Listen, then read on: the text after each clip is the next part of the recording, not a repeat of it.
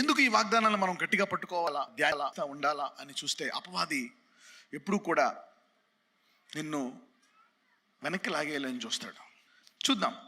హెబ్రూలకు రాసిన పత్రిక 10వ అధ్యాయము 38. Hebrews chapter 10 verse 38. నా ఎదుట నీతిమంతుడైన వాడు విశ్వాస మూలముగా జీవించును, కానీ అతడు వెనుక తీసిన ఎడల అతని యందు నా ఆత్మకు సంతోషం ఉండదు. అతను వెనక్కి తీసిన ఎడల ఆత్మకు అంటే ఏంటి? నీవు వెనక్కి ఒక్కసారి నన్ను నమ్ముకున్న తర్వాత నీవు వెనక్కే చూడకూడదు. ఒకసారి విశ్వాసంతో మొదలు పెట్టండి. ఎందుకంటే విశ్వాస యాత్ర చాలా కష్టము. మరి కనబడని దేవుడిని నమ్ముతూ కష్టాల్లో నష్టాల్లో వెళ్ళాలంటే నీవు విశ్వాసము నిజంగా నీకు ఉండాలి. విశ్వాసంతో చెప్పండి. కనబడని దేవుడిని వెంబడించాలంటే నిజమైన విశ్వాసం ఉండాలన్నాడు. You need a real faith, you need to believe it. అందుకే అంటాడు, నా ఎదుట నీతిమంతుడైన వాడు విశ్వాసమూలంగా జీవించును, కానీ అతడు వెనక్కి తీసిన ఎడల అతని యందు నా ఆత్మకు సంతోషం ఉండదు. వాళ్ళు నమ్మలేదు కనుక పశ్చాత్తాపడుతున్నారు. మీ పిల్లలు ఆనందపడతారు, ఎందుకంటే వాళ్ళు వాళ్ళు వెంబడించలేదు. They didn't go, they draw back. వాళ్ళు వెంబడించలేదు ఈ దేవుణ్ణి. వాళ్ళ వాగ్దానాన్ని గట్టిగా పట్టుకోలేదు. The devil wants to pull you back. ఎందుకంటే వాడికి తెలుసు ఈ దేవుణ్ణి వెంబడిస్తే నదుల్లాంటి ఆశీర్వాదాలు వస్తాయని. వేడి కలిగినను వాళ్ళకి అంటే ఎండ ఉన్నా వాళ్ళకి చలనం ఉండదంట. వర్షం రాకపోయినా దాంతో సంబంధం లేదంట. నదుల్లా బ్లెస్ అయిపోతా ఉంటారంట. అందుకే అంటాడు, యెహోవాను నమ్ముకున్నవాడు ధన్యుడు.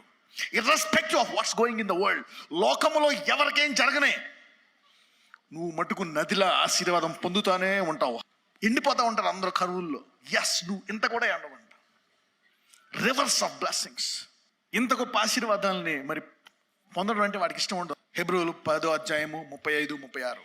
కాబట్టి మీ ధైర్యమును విడిచిపెట్టకుడి, దానికి ప్రతిఫలముగా గొప్ప బహుమానము కలుగు. ఎప్పుడైతే ఈ దేవుని గట్టిగా పట్టుకుంటావో ఎలాంటి బహుమానం అంట? నదుల్లాంటి ప్రవాహము గల ఆశీర్వాదాలు పొందుకుంటావంట. నాకు తెలుసు, లేట్ అయినా పర్లే, వాగ్దానాన్ని పట్టుకుంటే గొప్ప బహుమానం కలుగుతుందని. You will get a great reward. Just take it. ఈ వాగ్దానం నాది. Receive this promise and claim it. ఇది నా వాగ్దానము. దాన్ని అడిగి పొందుకోవాలన్నమాట. దాన్ని ధ్యానిస్తూ ఉండాలి. Great recompense of reward, not small reward. ఏ బహుమానం అంట? గొప్ప బహుమానం. అందుకే ఎవరితోటి పని లేదు నీకు. ఎవరిని నమ్మినా నమ్మకపోయినా, ఎవడ మాట్లాడుతున్నా అనవసరం. ఆ వాగ్దానము నేను, దేవుడు. ఇంకెవడన్నా కావాలా నీకు? నది ఉంటే you don't need to కోవెట్ anybody's water. You had a river. కాబట్టి మీ ధైర్యమును విడిచిపెట్టకుడి. కొంతకాలం వస్తారు చర్చికి, మానేస్తారు. కొంతకాలం ప్రార్థన చేస్తారు, మానేస్తారు. కొంతకాలం పొద్దున్న లేచి బైబిల్ చదువుతారు, మానేస్తారు. కష్టాలు ఎక్కువైపోయాయి ఇప్పటికి. అందుకనే వెనక్కి వెళ్ళకూడదంట. God doesn't want you to go back. మీ కాబట్టి మీ ధైర్యమును విడిచిపెట్టకుడి, దానికి ప్రతిఫలముగా ఏం కలుగుతుందంట? గొప్ప బహుమానం. చదవమ్మా తర్వాత వచనం.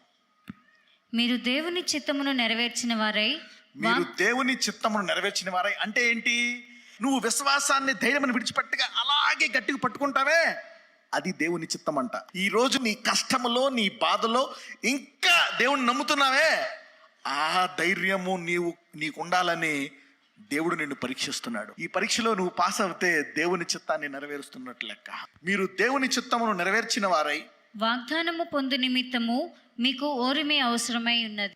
ధైర్యముతో పాటు ఇంకేం కావాలంట? ఓరిమి, patience. Sometimes God wants you to have patience. Be patient and hold on to the promise.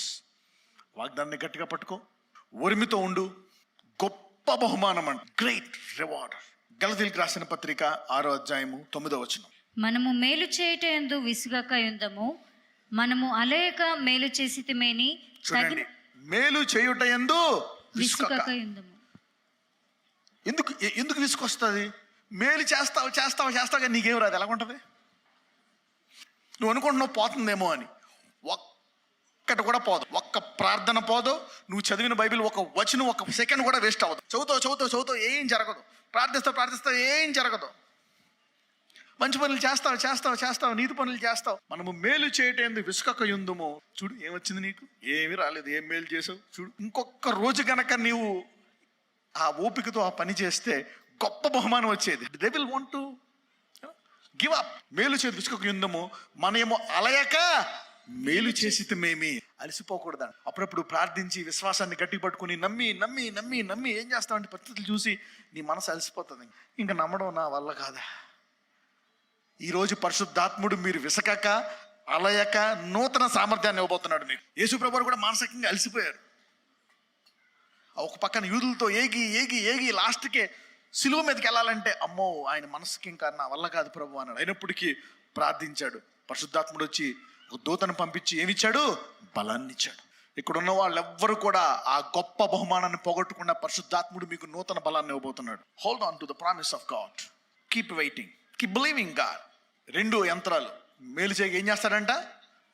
విసుకిస్తాడంట. ఇంకొకటి అలసిపోయేటట్టు చేస్తాడంట. He will make you tired.